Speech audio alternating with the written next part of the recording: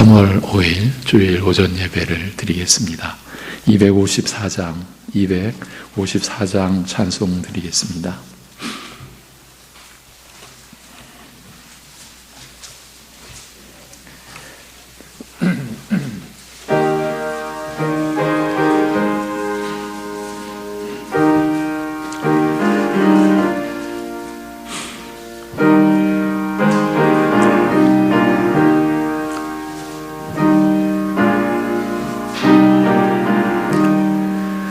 내 주의 보혈은 정하고 정하다.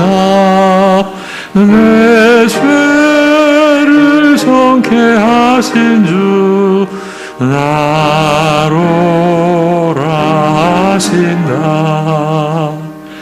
내가 주께로 지금 가오니 십자가의 보혈로 날 씻어 주소서.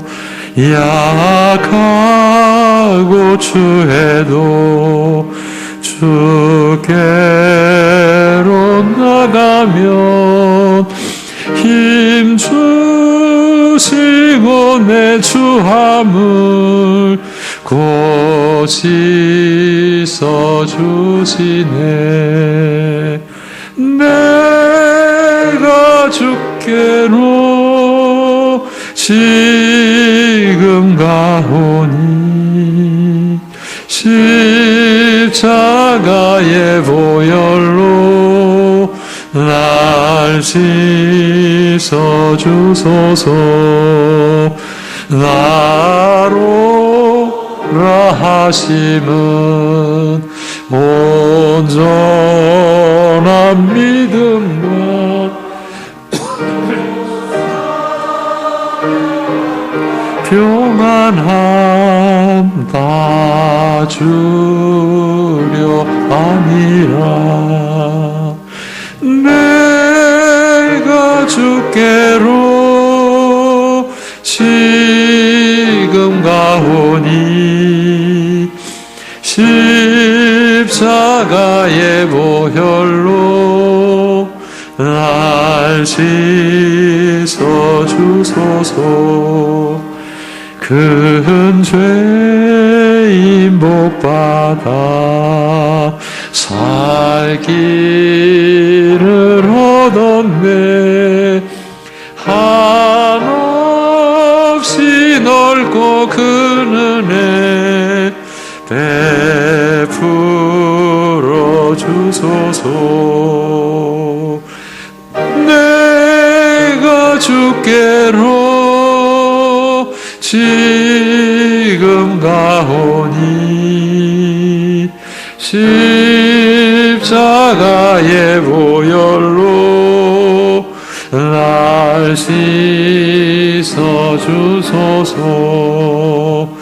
그 피가 맘속에 큰 증거 됩니다.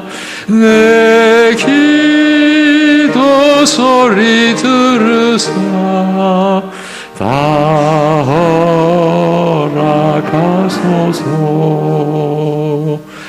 내가 주께로 지금 가오니 십자가의 보혈로 날 씻어 주소서.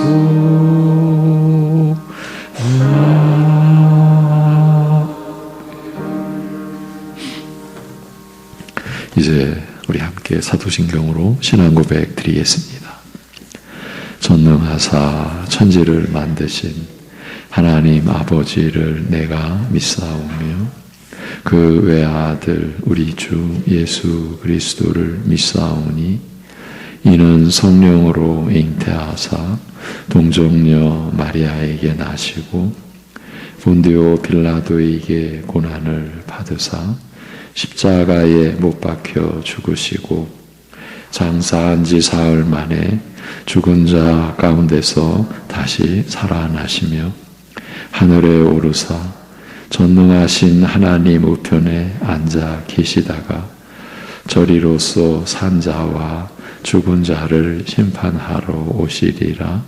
성령을 믿사오며 거룩한 공회와 성도가 서로 교통하는 것과 죄를 사하여 주시는 것과 몸이 다시 사는 것과 영원히 사는 것을 믿사옵나이다. 아멘.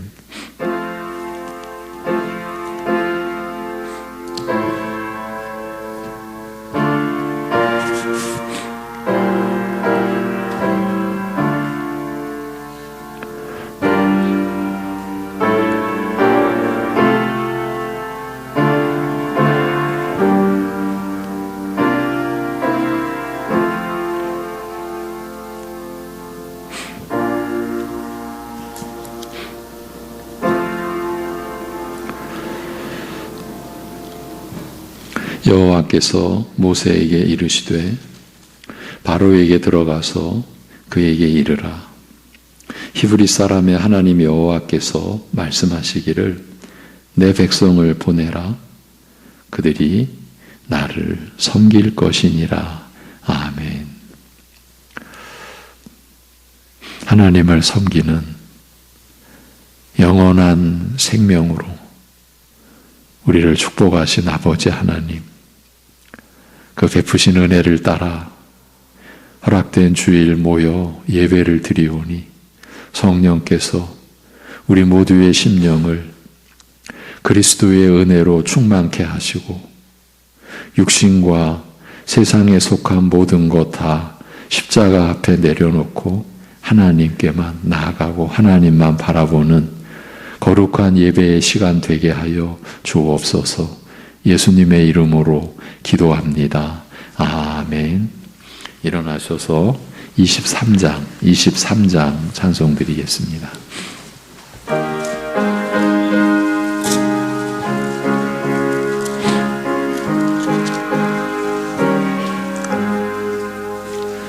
만입이 내게 있으면 그 입다 가지고 내 구주 주시는 종을 늘 찬송하겠네.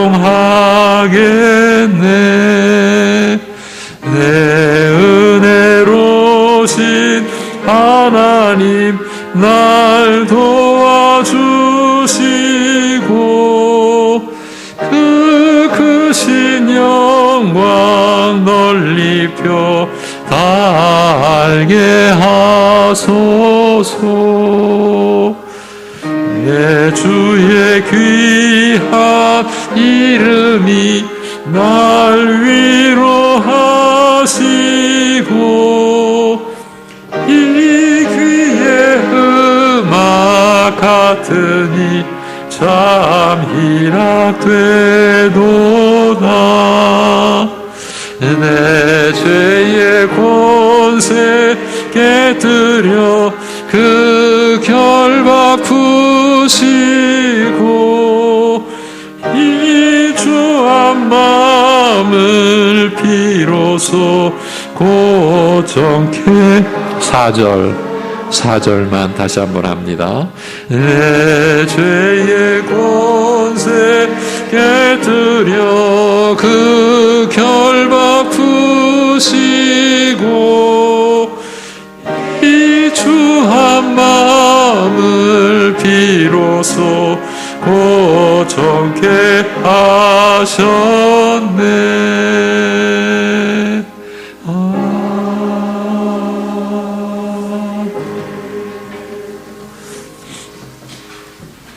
21번 교동문입니다. 21번 시편 34편. 내가 여호와를 항상 송축하며 내 입술로 항상 주를 찬양하리이다.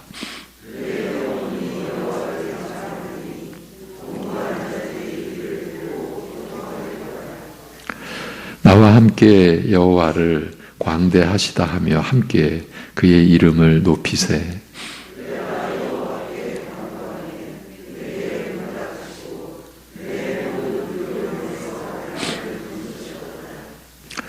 이 공고한 자가 부르짖음에 여호와께서 들으시고 그의 모든 환난에서 구원하셨도다.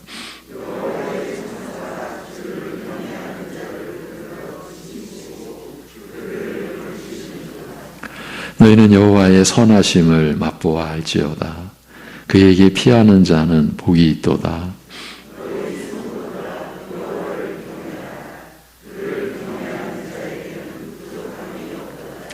젊은 사자는 궁핍하여 줄일지라도 여호와를 찾는 모든 좋은 것에 부족함이 없으리로다. 아멘.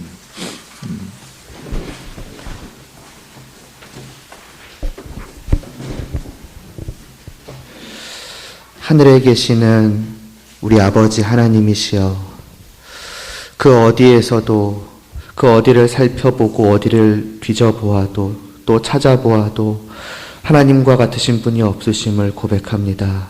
그 누가 또 그 무엇이 하나님만큼이나 크시겠으며 또 그 무엇이 하나님만큼 선하시며 또 의로우시며 그 사랑이 정말 차고 넘칠 정도로 풍성하겠습니까?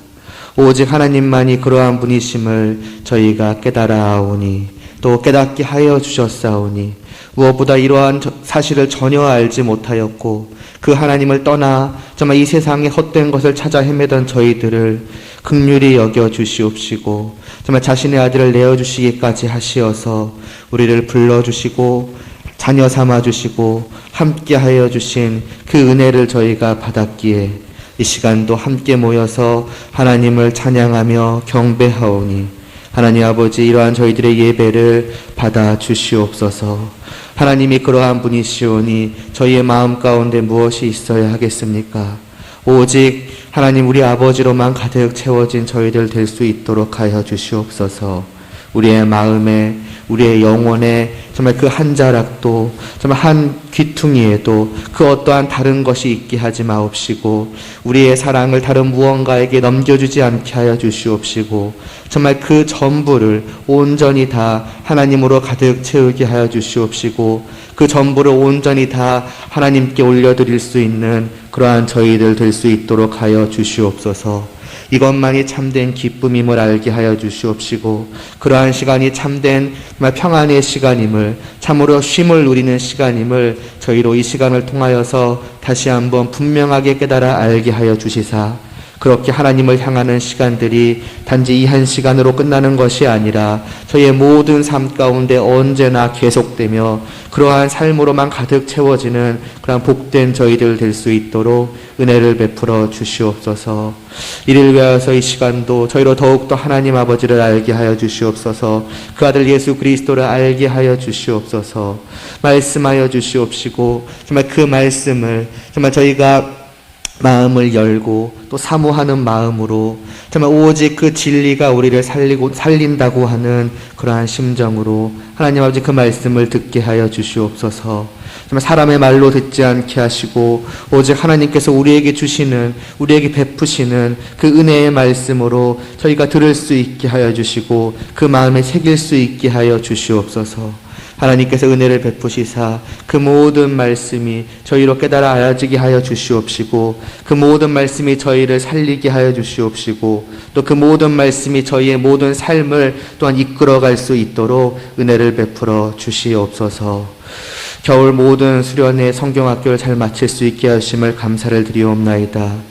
우리에게 주신 그 어린 아이들이 정말 그 하나님의 말씀을 잘 들었을 수 있게 하여 주시옵시고 그 들은 말씀이 그 시간으로 그치는 것이 아니라 이후로 또 앞으로 정말 계속해서 하나님을 바라보며 나아가는 그들의 삶으로 변화되어 가는 데에 사용될 수 있도록 은혜를 베풀어 주시옵소서. 이러한 아이들과 여기 모인 저희 모두와 하나님 아버지 이 시간 이후로의 모든 시간 드려지는 이 예배를 하나님만이 홀로 받아 주시옵시고 하나님만이 홀로 영광을 받으시기를 간절히 소원하오며 예수님의 이름으로 기도드리옵나이다.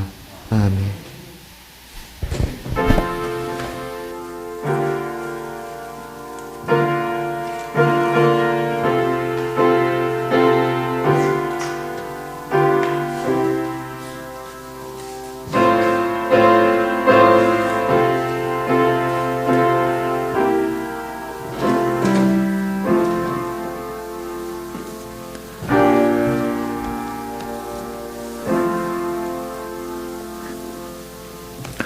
146장, 146장 찬송입니다.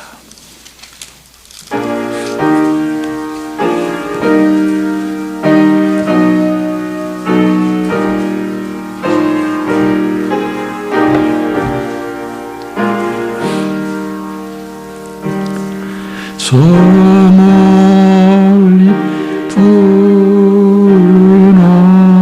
언덕에 그 십자가 위에 주 예수 나를 위하여 못 박히셨도다.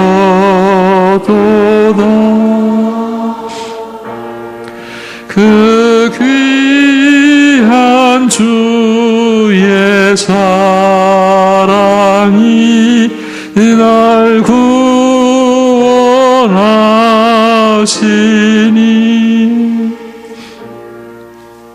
그 사랑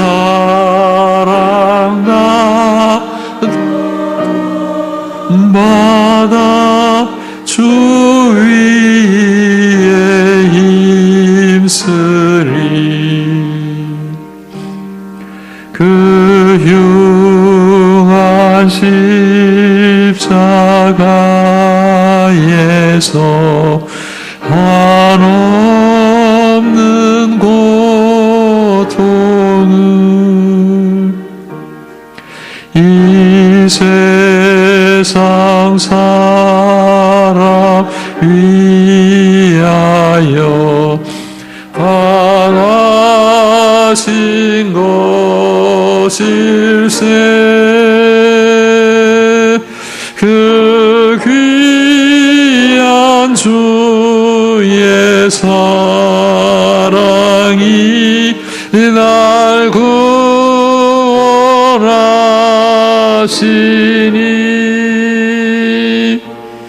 그 사랑 나누고 받아 주 위에 힘쓰리. 그 흘린 보의 피로써 날 속량했으니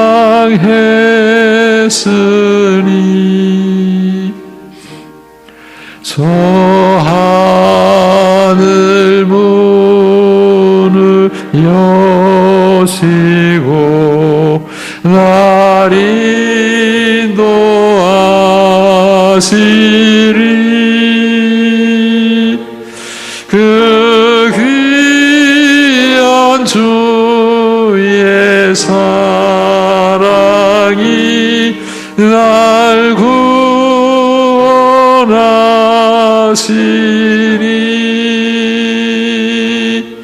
그 사랑 나도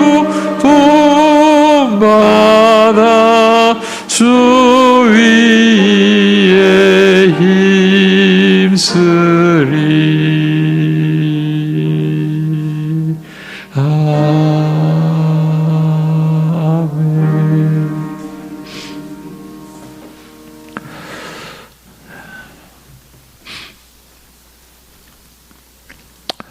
이 세상이 감당할 수 없는 그 크신 은혜와 사랑으로 우리를 위하여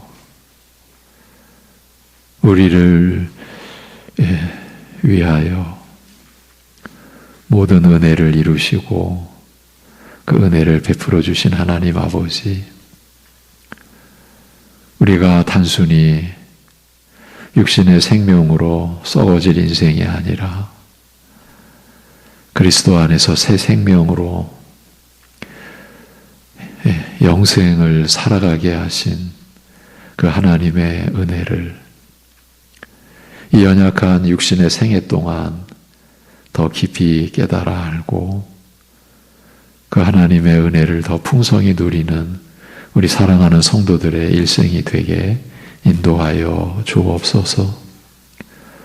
그 받은 은혜를 따라 오늘도 힘을 다해 믿음으로 우리의 창조주시오 구속주 되신 하나님 아버지 앞에 11조의 예물을 올려드리며 때를 따라 도우시는 은혜를 누리고 경험한 대로 감사의 고백을 담고 우리 인생의 유일한 목적인 하나님의 나라를 우리가 사모하고 구하는 그 중심에서 선교의 예물과 건축의 예물과 또 성미로 주일 예물을 아버지 앞에 올려드리는 이 사랑하는 이 심령들을 주님께서 받아주시고 그 영원한 어둠 가운데서 생명의 빛의 나라로 불러주셨사오니 일생 동안 그 빛의 그 위로와 그 사랑과 은혜를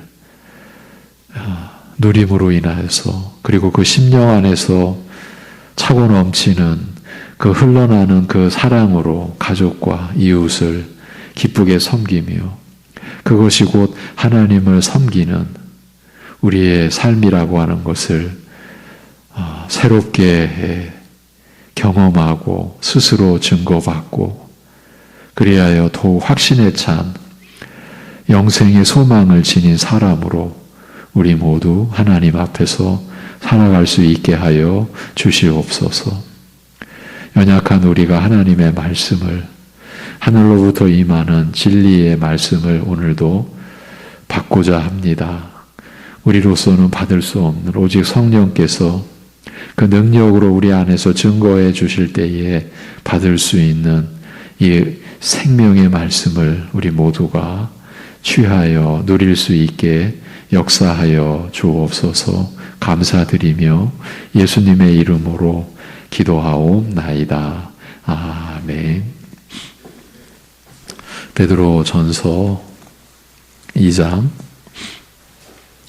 4절에서 10절 산돌이신 예수께 나아가 이 제목으로 말씀을 전하겠습니다. 베드로전서 2장 4절에서 10절입니다. 제가 8절까지 봉독하고 9절과 10절은 합독하겠습니다. 사람에게는 버림바가 되었으나 하나님께는 택하심을 입은 보배로운 산돌이신 예수께 나아가 너희도 산돌같이 신령한 집으로 세워지고 예수 그리스도로 말미암아 하나님이 기쁘게 받으실 신령한 제사를 드릴 거룩한 제사장이 될지니라.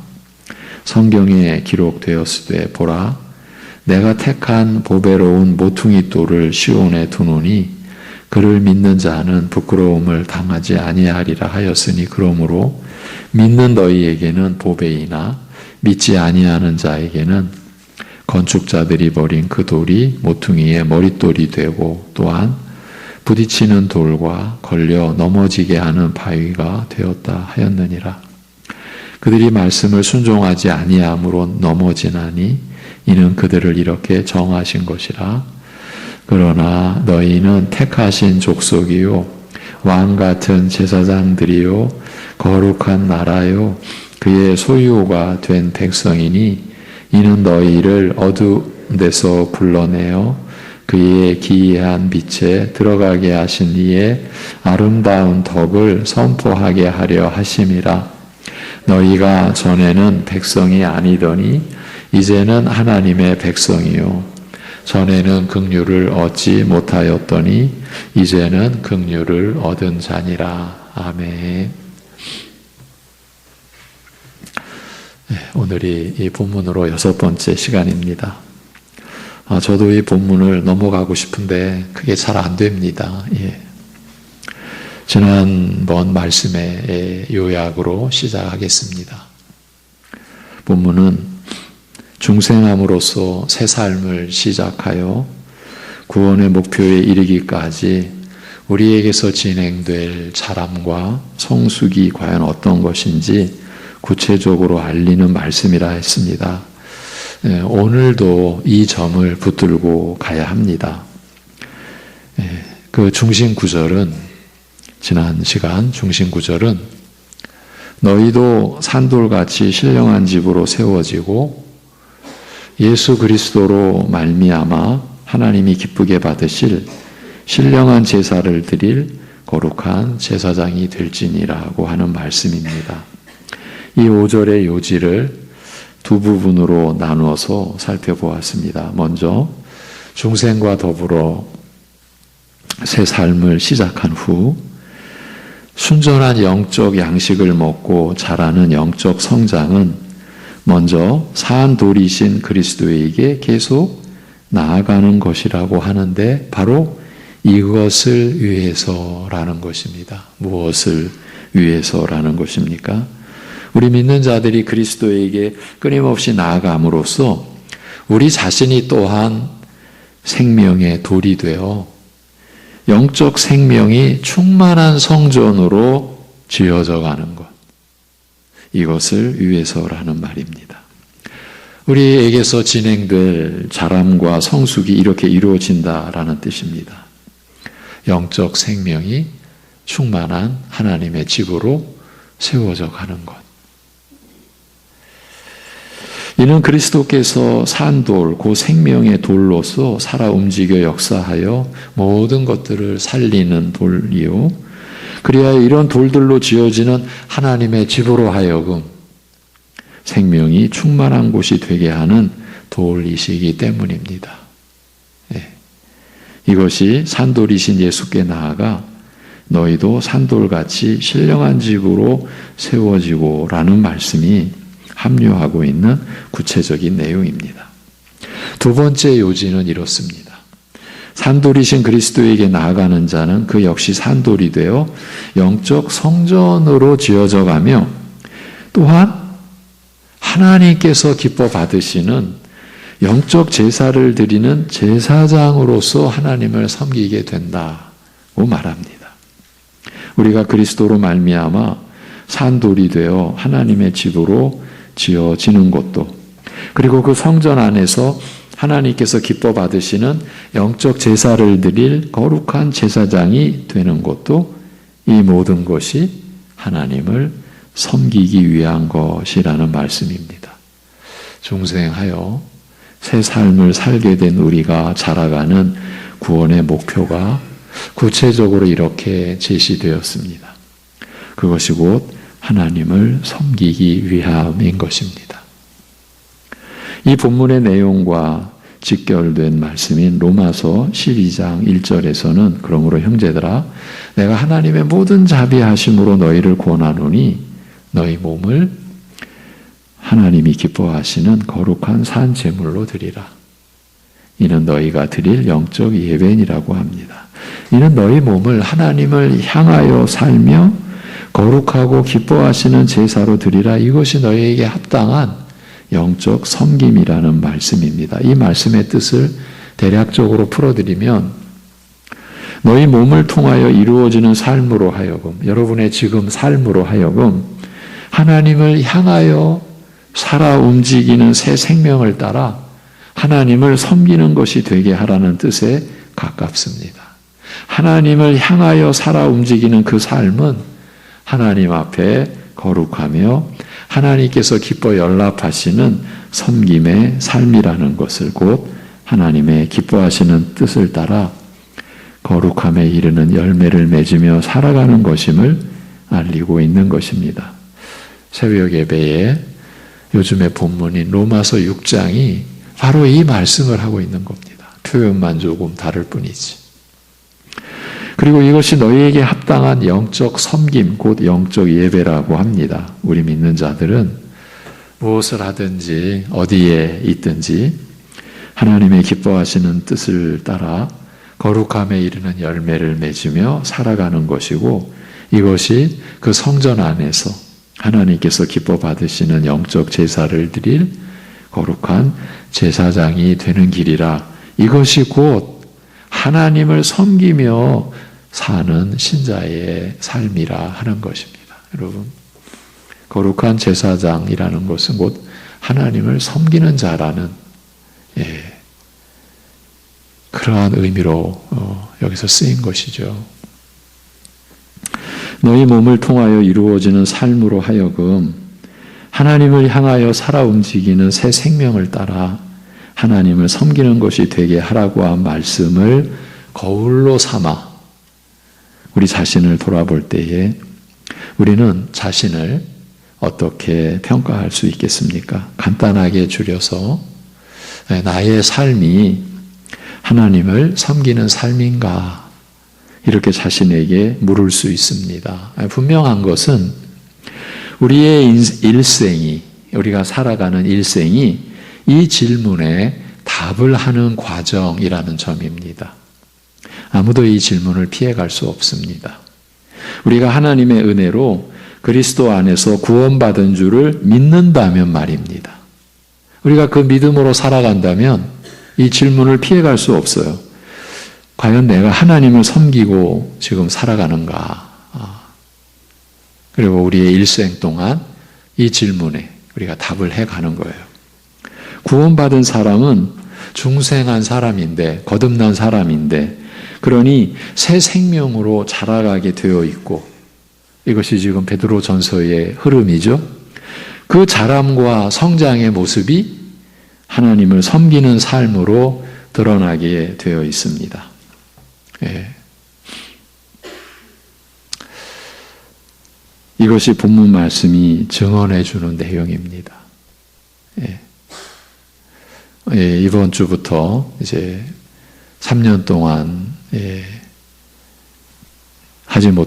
드리지 못했던 이제 구역 예배가 이제 시작되는데 그 첫 구역 예배 첫 과가 하나님을 섬기는 일에서 실패한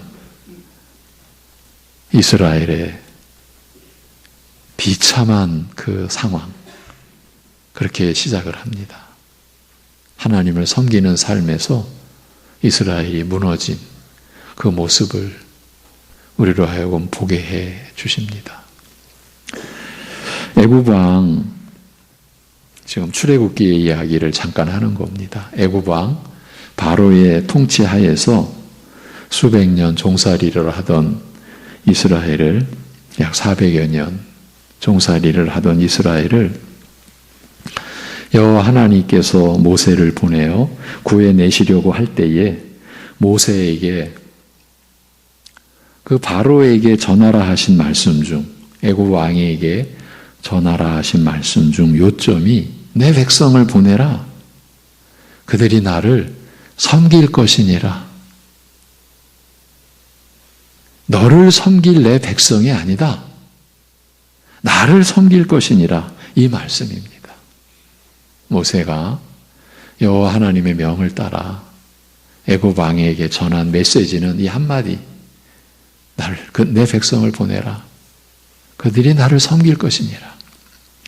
이 출애굽의 기사가 구원의 은혜를 나타낸 역사적인 표적이었다면 이 출애굽을 통해 계시된 구원의 목적은 내 백성을 보내라.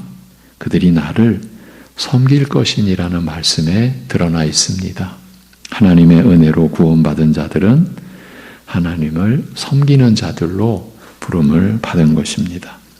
세상을 따르고 사탄의 지배를 받으며 자신의 소욕대로 살던 자들이 이제는 자신의 전부를 들여서 그 죄와 사망과 사탄의 권세에서 건져주신 하나님을 섬기는 삶을 사는 것입니다. 이것이 우리 믿는 자들의 일생입니다. 자신을 위한, 그러니까 자신의 이름과 자신의 나라와 자신의 뜻을 섬기는 삶이 아닙니다. 그렇게 살 수 없게 되었습니다. 이제 우리가 신앙으로 자라가면서 이러한 삶의 변화가 일어나게 되어 있는 겁니다. 자신을 위할 수가 없는 거예요. 자신의 이름이나 나라나 자신의 뜻이 이제 내 목표가 되는 것이 두려워지고요. 이제 싫어지고요. 그토록 내가 사랑하고 집착했던 그것들이 이제 싫어지고 미워지고 그렇게 되어져 가는 거죠. 이것이 여러분 안에서 일어나고 있고 또 일어나게 될 그 변화의 내용이죠. 베드로 사도가 바로 이 사실을 일깨우고 있습니다. 이제 우리는 그렇게 살 수 없는 사람이 되었다. 노사도의 유언과 같은 의미를 담아서 이 말을 하고 있는 겁니다. 다시 말씀드리지만 본문은 우리가 하나님 앞에서 살아가야 하는 내용을 알려주는 말씀입니다. 이 말씀 앞에서 우리는 여전히 너무나 부족하고 연약할 뿐이지만 그렇다고 해서 우리가 낙심한 채로 있는 것 또한 하나님의 뜻이 아님은 분명합니다. 그런데 이런 경우 우리가 경계해야 할 중대한 요소가 있습니다. 이 점 또한 짚어드리지 않을 수가 없습니다. 그것은 우리 믿는 자들이 하나님께서 기뻐 받으시는 영적 제사를 드리는 제사장으로서 하나님을 섬기는 삶을 사는 것이라고 할 때 이것이 우리의 현 수준으로는 미치지 못할 그저 높은 꿈에 불과하니 우리 수준으로 신자의 삶의 목표치를 낮추자고 하는 시도, 이것을 절대적으로 경계해야 합니다. 이렇게까지 강조해 드리는 것입니다. 절대적으로 경계해야 한다고. 이런 시도를 할 수 있다고 여겼기 때문에 이스라엘은 율법의 그 온전하고 거룩한 기준을 자신들의 수준과 세상의 기준으로 끌어내리고 말았던 것입니다. 그래서 자신들이 율법을 이룰 수 있다라고 하는 이 세상 최대의 착각을 해버렸고 그 헛된 믿음이 이스라엘의 수천 년 역사를 지배하고 말았던 것입니다. 예수님 당시에 스스로 율법을 지켜냈고 이뤄냈다라고, 그래서 자기 의로 당당하게 하나님 앞에 서게 되었다고 장담했던 그 서기관과 바리새인들이 이런 역사적 뿌리의 열매로 나타나게 된 불행한 사람들이었습니다. 그러나 이것은 무지와 교만이 뒤범벅된 이스라엘의 역사로서는 피할 수 없는 결과일 뿐이었습니다. 그렇기 때문에 오늘날도 말씀의 경계와 기준을 땅의 것이나 우리들 사람의 것으로 대체하려는 것은 영원한 멸망과 계약을 맺겠다고 하는 시기라는 것을 잊지 마셔야 합니다. 예. 사단과 지금 계약을 맺는다 이렇게도 말할 수 있어요. 사망의 세력과 손을 딱 잡는 거예요. 예. 그것도 영원한 계약입니다. 예. 그렇지만 제가 잊지 마시라고 말씀을 드렸는데, 그렇지만 교회적인 차원에서도 또 한 개인 교인의 차원에서도 이런 일이 여전히 일어나고 있다는 사실 또한 부정할 수 없는 게 두려운 겁니다. 자식이 부모에게 부모님이 변해서 나에게 맞춰주세요라고 할 수 있습니까? 학생이 선생님에게 선생님이 변해서 내 수준으로 낮춰주세요라고 할 수 있습니까? 그런데 사람은 하나님께 하나님이 낮아지셔서 그 의와 거룩의 기준을 낮춰달라고 해왔고 지금도 그렇게 요구하고 있습니다. 이게 그렇게 어려운 일이 아닙니다. 우리가 말씀을 보고 들으면서 이거 나하고는 안 맞네. 수준도 그렇고 내 여건과도 맞지 않고 이런 생각을 할 수 있지 않겠습니까? 이 다음이 중요합니다. 그런 생각이 어디로 흘러가느냐 하는 겁니다. 자신을 말씀에 맞추려고 하겠습니까? 이렇다면 정말 다행이고 감사한 일입니다. 그런데 자신이 그 말씀을 자신의 생각대로 자신에게 맞춘다고 고쳐버리게 되면 구약의 이스라엘 역사가 내 자신 속에서 재현이 되는 것입니다. 그렇게 되면 내 삶의 외모가 어떻게 나타나든 아무 상관없이 영원한 불행으로 치닫게 되는 것입니다. 이스라엘 백성들이 서기관과 바리새인들의 외적으로 드러나는 경건한 삶을 보고 칭송했듯이 주변 사람들이 자신 보고 너무 잘 살고 신앙이 훌륭하다고 아무리 칭송해도 영원한 멸망만이 기다리는 삶을 사는 것뿐입니다. 하나님의 말씀을 손대는 것이 이렇게 무섭습니다.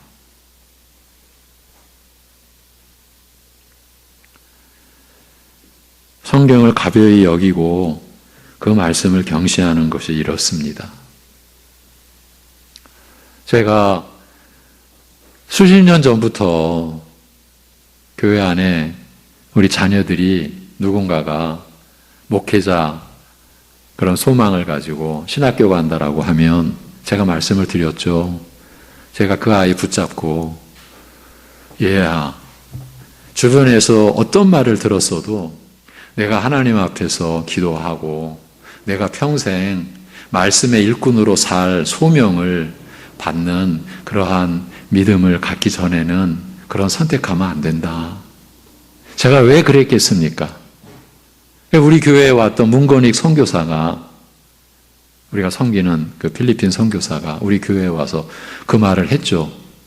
그때 너무 섭섭했다고. 자기는 지금 은혜가 충만해서 저한테 온 거죠. 그때는 제가 전도사였습니다. 근데 제가 그 청년을 붙잡았습니다. 안 되네. 최소한 1년은 더 기도하게. 제가 왜 그랬겠습니까? 말씀의 일꾼이 두렵기 때문인 거예요. 제가 그 두려움을 느끼며 사는데 말씀에 손을 대는 것만큼 무서운 일이 없어요. 성경을 가벼이 여기고 그 말씀을 경시하는 것만큼 무서운 일이 없는 거예요. 그런데 말씀의 일꾼이 그렇다면 어떻게 되는 겁니까? 지금도 그 마음은 변함이 없습니다. 이제 이에 관한 말씀이 지금 우리가 나누고 있는 이에 관한 말씀이 바로 이어집니다. 4절 첫머리에서 사람에게는 버림바가 되었으나 하나님께는 택하심을 입은 보배로운 산돌이신 예수께 나아가 라고 기록된 말씀이 다시 설명되고 있는 구절이 6절 이하의 말씀입니다. 사람에게는 버림바가 되었으나. 이것이 다시 이제 설명이 되어지는 게 6절 성경에 기록되었을 때 보라 내가 택한 보배로운 모퉁이 돌을 시온에 두노니 그를 믿는 자는 부끄러움을 당하지 아니하리라 하였으니 그러므로 믿는 너희에게는 보배이나 믿지 아니하는 자에게는 건축자들의 버린 그 돌이 모퉁이의 머릿돌이 되고 또한 부딪히는 돌과 걸려 넘어지게 하는 바위가 되었다 하였느니라. 그들이 말씀을 순종하지 아니함으로 넘어지나니 이는 그들을 이렇게 정하신 것이라. 이 구절들의 말씀은 고귀한 산돌이신 예수 그리스도에 대하여 구약의 선지자들이 예언하여 알린 내용들입니다. 거짓과 허위 위에 허망한 믿음과 소망을 세우고 결코 음부라면 이제 지옥이라고 이해하시면 되죠. 결코 음부와 재앙이 미치지 않으리라고 착각하는 이스라엘을 위하여 메시아를 세워 진정한 구원을 베푸실 것을 약속하시되 보라 내가 택한 보배로운 모퉁이 돌을 시온에 두노니 그를 믿는 자는 부끄러움을 당하지 아니하리라고 하셨습니다. 이 구절은 이사야 28장 16절 말씀을 인용한 내용입니다. 방금 기막힌 말씀을, 기막힌 내용을 제가 말씀드렸습니다. 다시 들어보십시오. 거짓과 허위 위에 허망한 믿음과 소망을 세우고 이게 좀 이스라엘의 역사 속에 일어난 일입니다. 지금도 일어나고 있는 일입니다.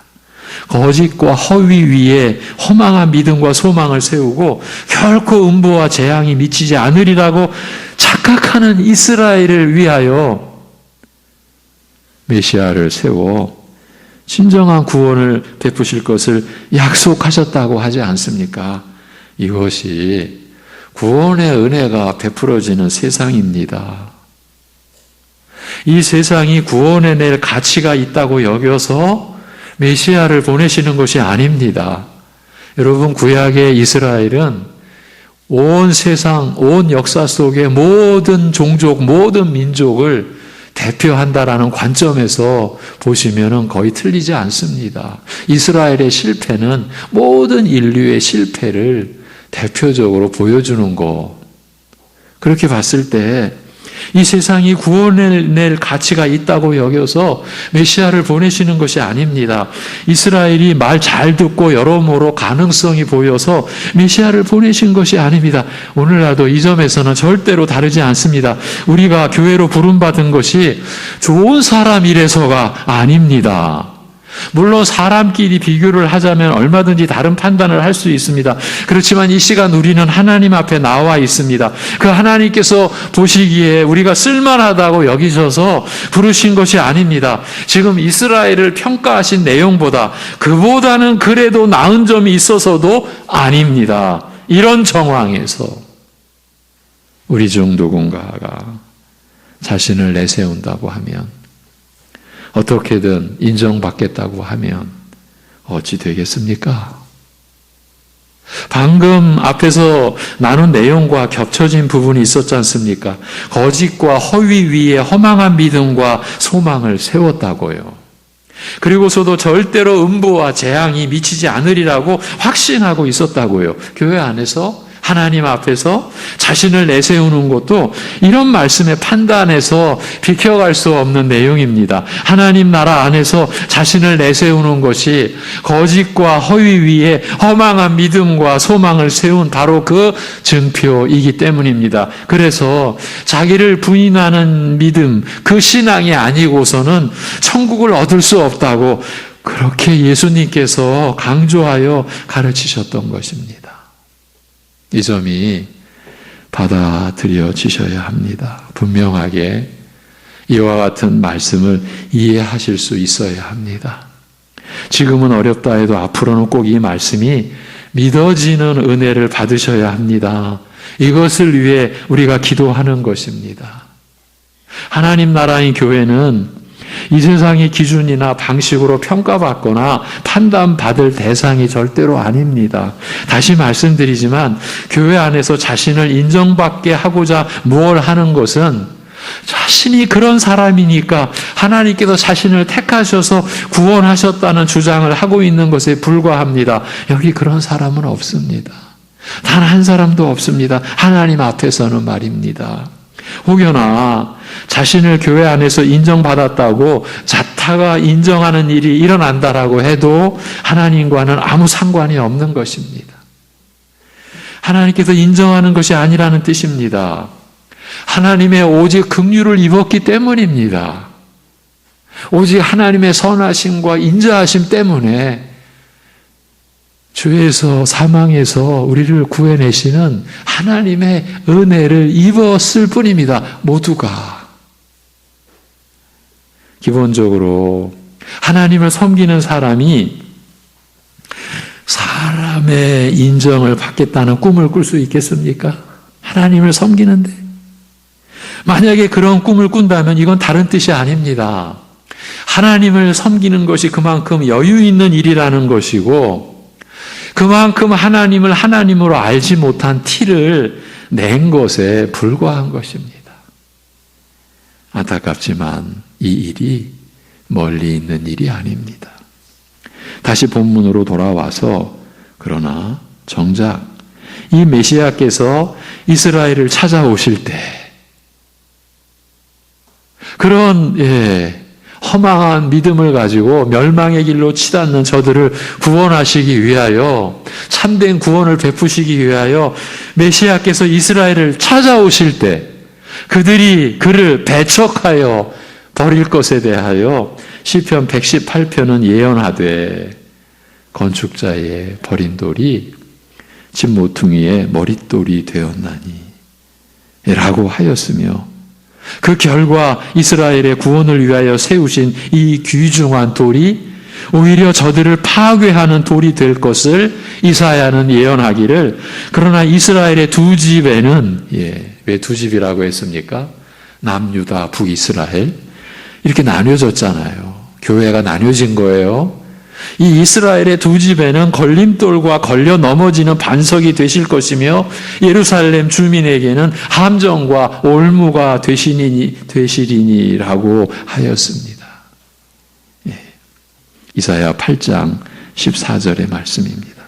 예수님께서 이스라엘을 구원하고자 저희를 찾아오셨으나 정작 유대인들이, 특히 그 지도층이 예수님을 배척하고 죽이려 하자 예수님께서 바로 이 시편 118편을 인용하여 저희의 죄악과 어리석음을 간곡히 일깨우셨습니다만 저희는 끝내 돌이키지 않았습니다.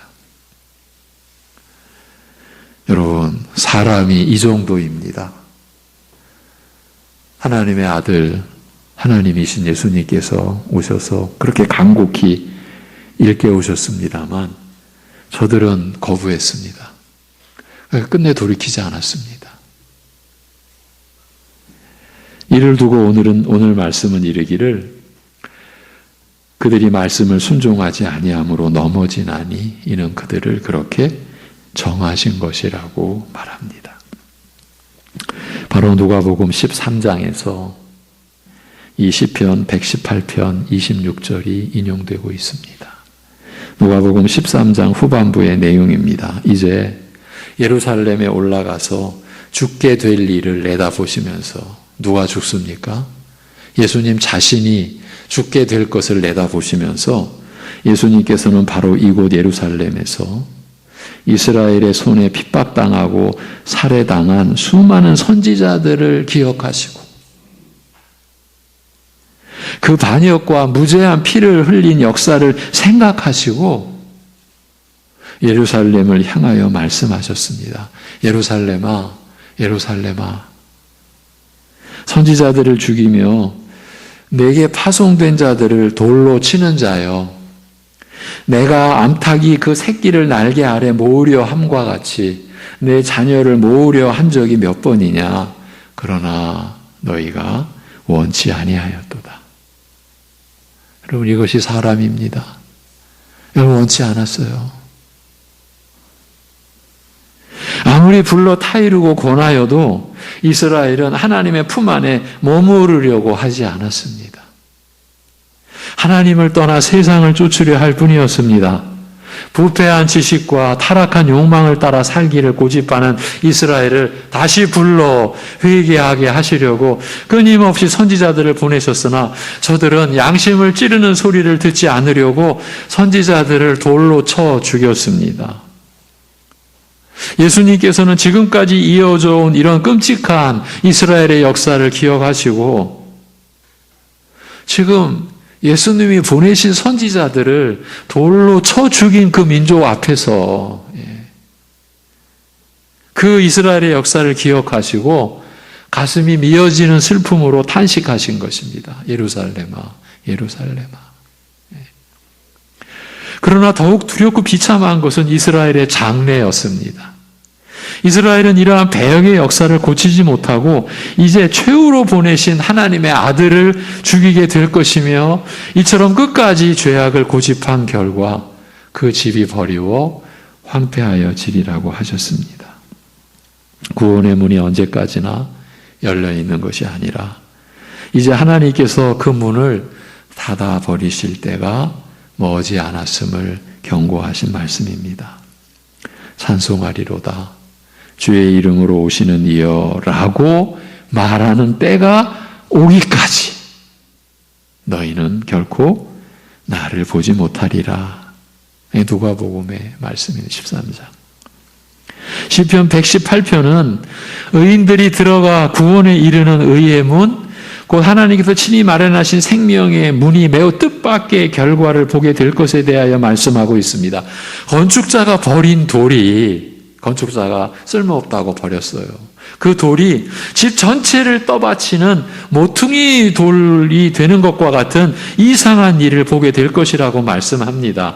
하나님께서 그의 나라를 맡겨 세우고 돌보게 하신 건축자들, 넓게 말하면 이스라엘이요, 좁게 말하면 이스라엘의 지도자들이 이 나라의 모퉁이 돌, 곧 토대와 초석이 될 가장 중요한 돌을 쓸모없다고 배척하고 버리는 이해할 수 없는 일이 있을 것을 예언한 것입니다. 그러나 이 무지한 자들이 쓸모없다 하여 배척하고 버린 그리스도를 하나님께서 친히 천국의 모퉁이 돌, 교회의 토대와 초석으로 삼으실 것을 예언한 말씀인 것입니다.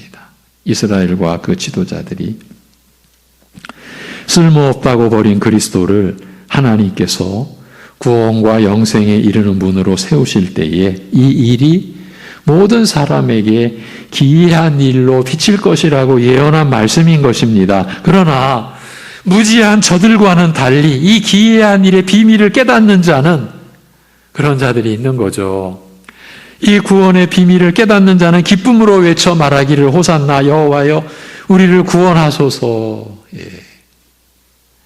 찬송하리로다 주의 이름으로 오시는 이여라고 환영할 것이라고 하였습니다. 하나님께서 이스라엘을 택하여 부르시고 자기 백성으로 삼으신 것이 사실이나 그런 이스라엘일지라도 이러한 믿음으로 그리스도를 영접하지 않으면 의와 영생에 이를 수가 없는 것입니다. 그리하여 그리스도께서 하나님께서 세우신 유일한 구원의 문이시요 영생에 이르는 의의 문이심을 깨닫고 찬송하리로다. 주의 이름으로 오시는 이여라고 주를 영접하는 날이 그 날이 오기까지는 이스라엘이 결코 그리스도를 보지 못하리라고 말씀하시는 것입니다. 그리스도 안에 있는 구원의 비밀을 깨닫기 전에는 이스라엘은 결코 그를 볼 수 없으리라. 그를 알지 못하며 그와 상관이 없을 것이며 그를 통하여 베풀어지는 구원과 참 생명을 알지 못하리라는 말씀입니다. 조상적부터 하나님에게서 어떤 은혜와 축복을 받아 누리고 경험하였든지 간에 이스라엘은 구원과 상관없는 자가 될 것이라는 뜻입니다.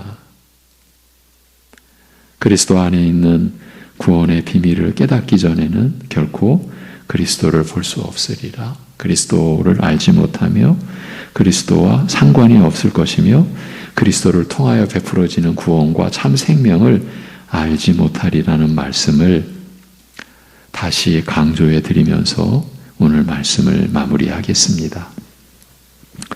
그리스도 안에 있는 구원의 비밀을 한 구절의 말씀으로 확인해 드리겠습니다. 예수는 우리가 범죄한 것 때문에 내줌이 되고 어디에 내줌이 되셨습니까? 사망에. 범죄는 우리가 했는데 그 사망에 예수님이 내주심이 되고 또한 우리를 의롭다 하시기 위하여 살아나셨느니라.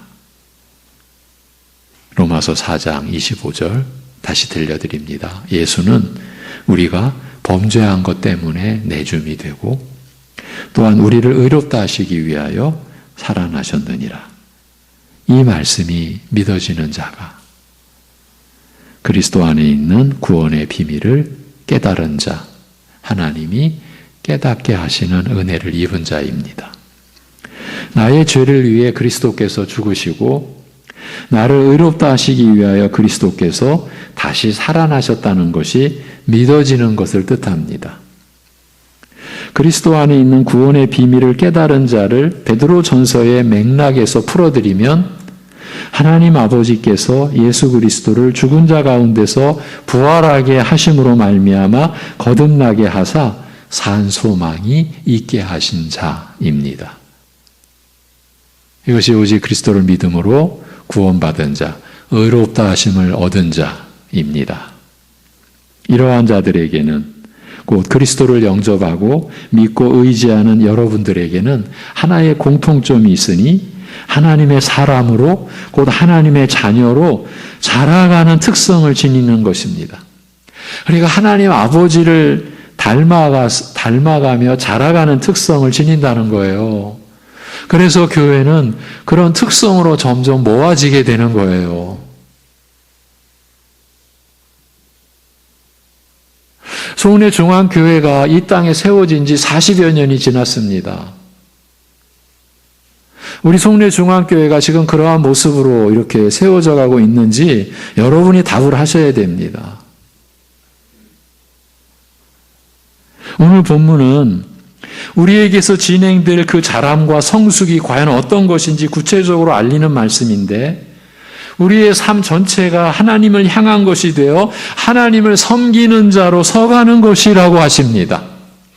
여러분의 가정에서 그리고 가정을 벗어나 여러분이 살아가는 그곳에서 여러분은 하나님을 섬기는 자로 활동하며 살아가고 있는 것이에요.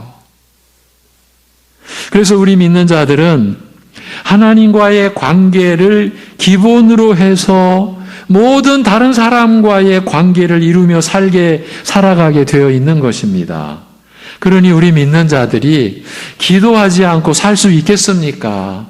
가정에서도 가정을 벗어나서 어디에 있든지 우리가 하나님을 섬기며 살아가는데, 그리고 하나님과의 관계가 중심이 되고 기본이 되어서 모든 다른 이들과의 관계도 이루며 살아가는데, 그런 여러분이 기도하지 않고 하나님께 은혜를 구하지 않고 그렇게 믿음으로 하나님을 섬기며 살아갈 수 있는 힘을 구하지 않고 그렇게 살아갈 수 있습니까? 우리가 본래적으로 하나님을 섬기는 자가 아니었지 않습니까? 만일에 내가 살아가는 인간적인 관계를 중심에 둔 채로 자신에게 유익하고 필요해서 하나님과의 관계를 유지하고 산다면 아직은 그리스도 안에 있는 구원의 비밀에 이르지 못하고 또 깨닫지도 못한 상태인 것입니다. 여러분, 이 말씀의 일꾼이 너무 냉정합니까? 사실은 더 냉정해야 합니다. 여러분을 위해서라면, 여러분을 사랑한다면 더 냉정해야 합니다.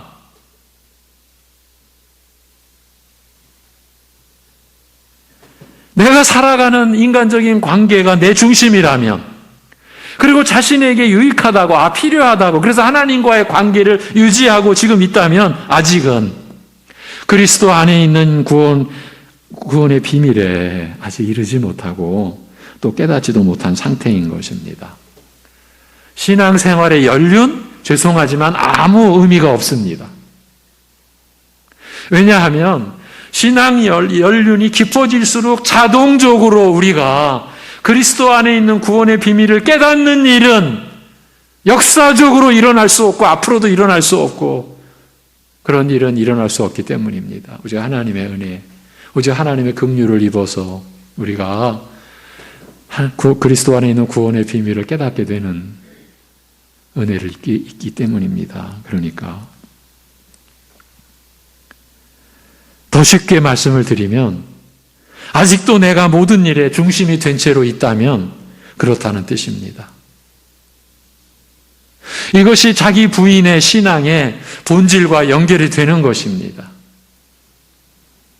본문 8절에서 그들이 말씀을 순종하지 아니함으로 넘어지나니라고 말씀한 대로 아직은 넘어진 처지에 있는 것입니다. 그래서 우리 모두 각자 하나님의 긍휼과 은혜를 구해야 하고 또한 서로를 위해서 기도할 수 있어야 하는 것입니다. 그렇게 보자면요, 여러분, 이 예배 시간, 그리고 예배 시간에 우리가 찬송을 드리고 기도를 드리고, 여러분, 찬송이 하나님을 향해 드리는 찬송이죠. 내 무슨 위로를 받고자 찬송 드리는 게 아닙니다.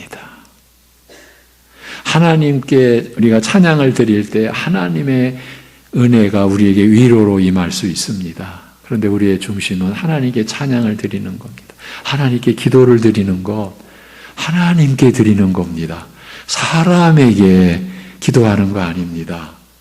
목사는 직분상 여러분을 대표하는 기도를 매일 합니다. 여러분, 제가 기도를 드릴 때마다 여러분을 의식하면 제가 어떻게 기도를 하겠습니까? 하나님이 들으시니까 하나님을 향하여, 그래서 맨정신으로 횡설수설하면 안 되지 않습니까? 우리 하나님 아버지신데 하나님께 드리는 것입니다. 그리고 하나님의 말씀을 우리가 받는 겁니다. 이게 이 세상 겁니까? 사람 겁니까? 여기에 이 세상 거 섞을 수 있습니까? 사람 거 그냥 막 섞을 수 있습니까? 하나님의 말씀인데 왜 우리의 삶이 하나님을 섬기는 것으로,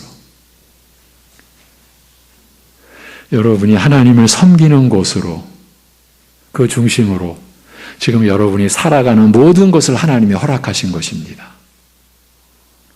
그래서 여러분이 하시는 모든 일이 내가 어떻게 하나님을 섬기는 중심으로 내 가정에서, 내가 살아가는 내 일터에서 어떻게 내가 하나님을 섬기는 것으로 내가 일하며 살아갈 수 있지를 여러분이 하나님께 여쭈셔야 되는 거예요. 하나님, 제가 지금 있는 곳에서 어떻게 하나님을 섬겨야 되지요?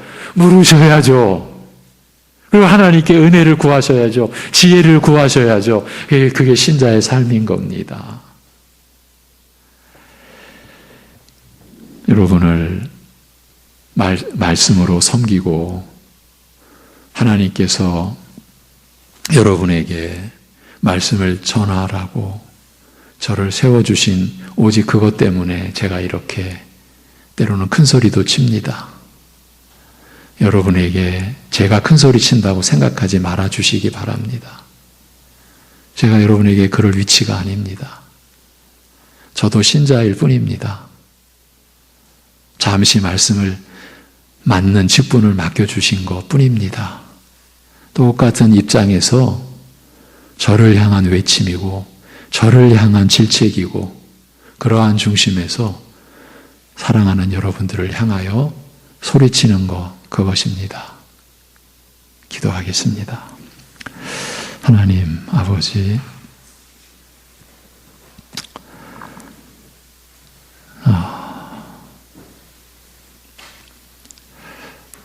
이 세상에 자신을 내주기 위하여 오셨는데 쓸모없다고 버림받기까지 하신 그 예수님의 우리를 위한 죽으심으로 우리가 구원받았음을 알게 하시고 고백하게 하여 주시니 감사합니다. 그러니 하나님 앞에서 자신을 내세우는 것이 두렵습니다.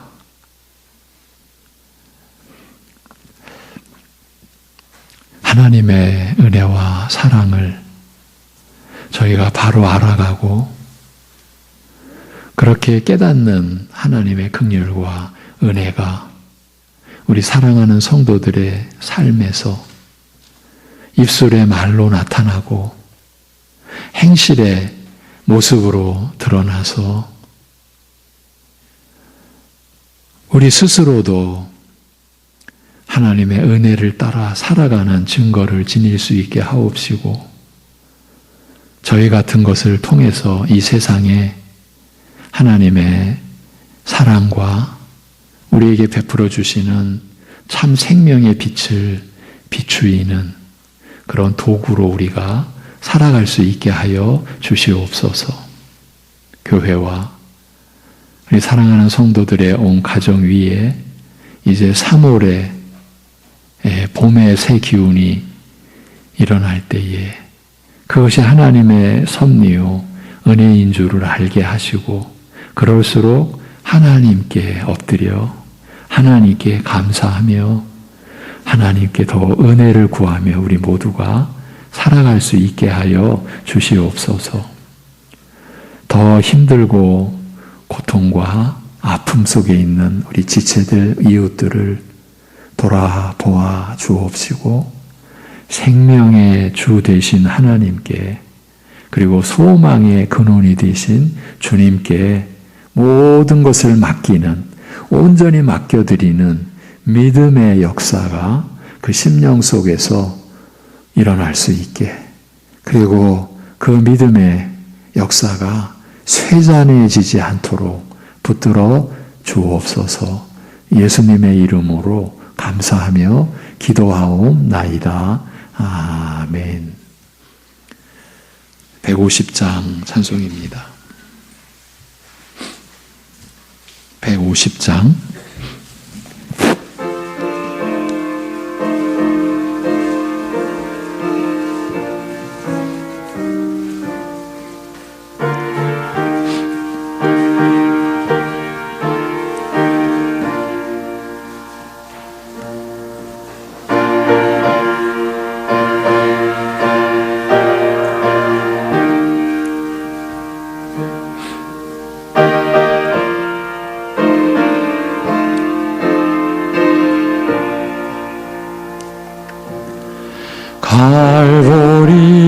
이 산 위에 십자가 섰으니 주가 고난을 당한 표라. 험한 십자가를 내가 사랑함은 주가 보혈을 흘림이라.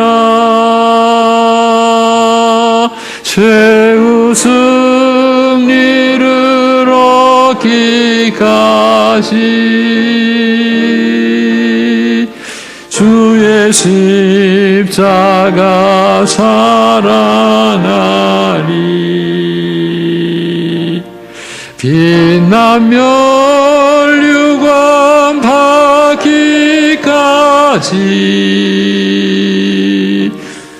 험한 십자가 붙들겠네. 멸시천대 받은 주의 십자가에 나의 마음이 끌리도다. 귀한 어린 양이 세상 죄를 지고 험한 십자가 지셨도다. 최후 승리를 얻기까지 주의 십자가 사랑하리.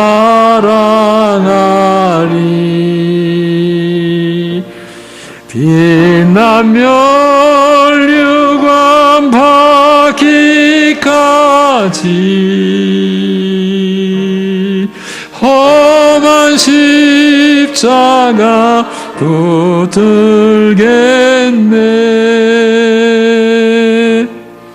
험한 십자가에 주가 흘린 피를 믿는 마음으로 바라보니 나를 용서하고 내 죄 사시려 주가 흘리신 보혈일수나. 최후 승리를 얻기까지 주의 십자가 사랑하리.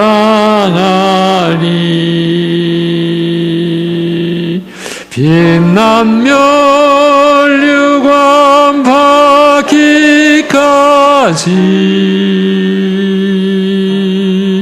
험한 십자가 붙들겠네. 주님 예비하신 나의 본향집에 나를 부르실 그날에는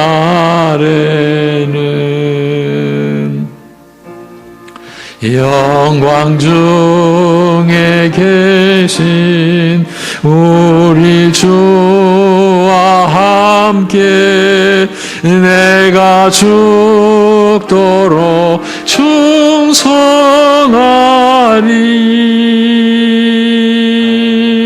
최후 승리를 얻기까지 주의 십자가 사랑하리.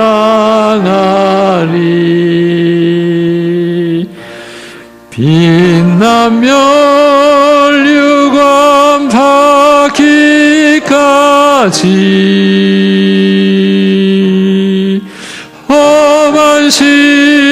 십자가 붙들겠네.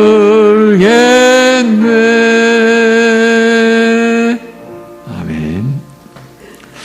예, 교회 소식입니다.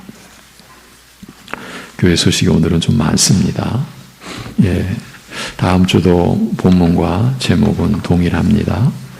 오늘 2부 예배 후에 권사 원례가 있습니다.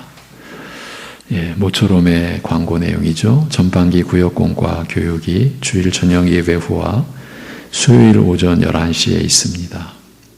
예, 새롭게 섬기는 구역장들께 감사하고요.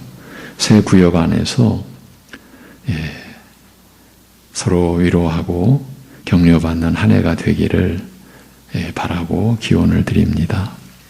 경기선호회 시차례가 이제 4월달 있을 노회를 준비하는 시차례가 7일 화요일 오전 11시 본교회에서 열립니다. 경기선호회 여전도회 연합회 실행위원회가 13일 다음 주 월요일 오전 11시 본이 되는 교회, 여기는 저 시화지구에 있는 교회입니다. 열립니다. 오늘 우리 새 가족 한 분을 소개합니다. 우리 주영수 성도. 영수 씨, 잠깐만 일어나 줄래요? 일어나기만 하면 돼요. 우리 제가 1994년부터 만났던 친구입니다. 근데 우리 교회에서 새 가족으로 맞이하게 됐습니다.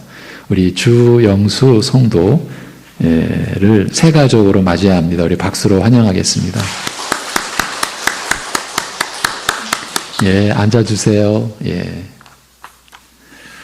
그 다음에 한 장을 넘기셔서 박상경 선교사, 우리가 지난해부터 섬겼죠. 불가리아에 지금 언어 훈련을 열심히 받고 있습니다. 교회와 가정이 오직 말씀 안에서 사랑으로 세워져 가기를, 우리 민족과 나라가 하나님의 사랑 안에서 지켜지고 주님 오실 때까지 쓰여지는 나라가 되도록 영육간에 연약한 우리 지체들, 교우들, 이웃들, 가족들, 또 이웃 나라를 위해서 우리가 기도해야 되겠습니다. 축하해 주세요. 우리 정인석 집사님, 장영자 권사님 딸 정예랑 자매가 오는 11일 토요일 낮 12시 MJ 컨벤션 5층 그랜드 볼룸에서 결혼을 합니다. 예. 이제 기록되지 않았는데 중요한 광고를 몇 가지를 합니다. 첫 번째로 우리 교육관 골경만 남겨두고 전체를 새롭게, 그러니까 제가 보기에는 거의 새 건축과 같은 그런 형태입니다. 그래서